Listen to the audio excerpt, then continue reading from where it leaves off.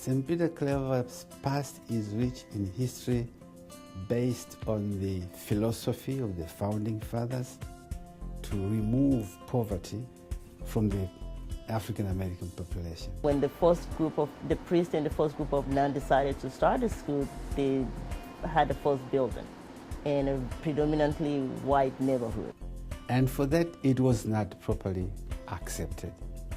So soon after its opening, it was set on fire with a big note saying we set it on fire not because we hate the Catholic Church, but because we don't like the school being in our midst. But later, it was rebuilt. This building was put up in 1894. There was a lot of kids, and from what I understood, there was a time when they had over 300 students in the school. Well, actually, in the 60s, I attended St. Peter Claver. And as I looked back, folks always talked about hard work. There was always that strong support of the Christian and Catholic values that were reinforced. Catholic education is very comprehensive. It trains you not only academically, but also morally and spiritually. Of all the bad things I've done, I think it's the reason I love the school so much is that they kept me. Well, this is probably, in my mind, the greatest school that a kid can go to.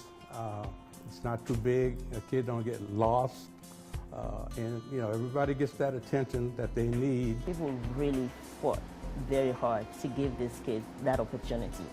Many, many wonderful people in this country went through this school. And a lot of people don't know that. That's a very powerful history in the African American community that we can never lose.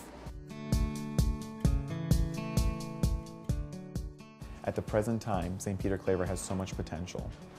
When I started here, there was a small enrollment, and we started to gradually grow. Last year, we almost doubled the size of the school, and this year, we're larger than even last year. I've seen a great deal of improvement in planning for technology. The school is going to be using iPads for the entire middle grade school and next year for the entire school.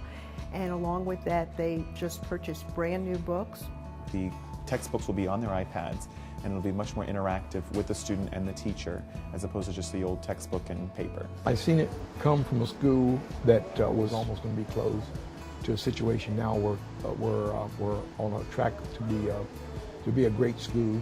St. Peter's struggled over the past 3 to 5 years getting where they're at, and I've seen significant improvements through the energies and efforts of people that really care and got involved to make a difference.